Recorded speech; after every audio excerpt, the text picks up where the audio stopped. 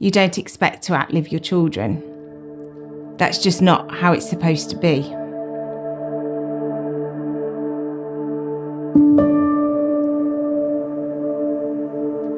We found out I was pregnant really early on, just by peeing on a stick, and went along for our 12-week scan, really excited. We had just picked up our Christmas tree that day, and during the scan, we noticed very early on that something was wrong with our baby. So we lost 3 babies. We then had our little girl, who's now 8.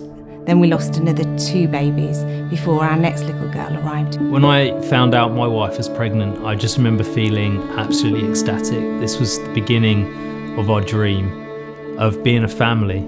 And at our scan, we found out that my son had a genetic disorder.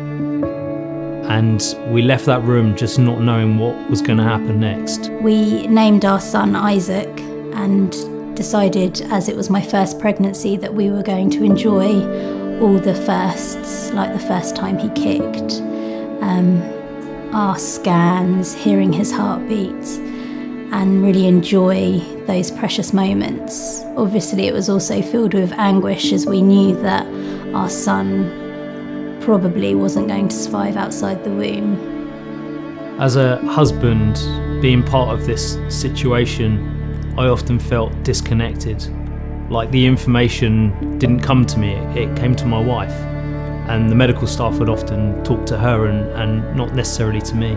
You get met with so many cliched remarks. People don't treat your loss so much as losing a person. It often gets treated as a medical incident. I had to be strong, and that was my role. I just tried to make sure that everyone else was all right. But at times it just became overwhelming and too much.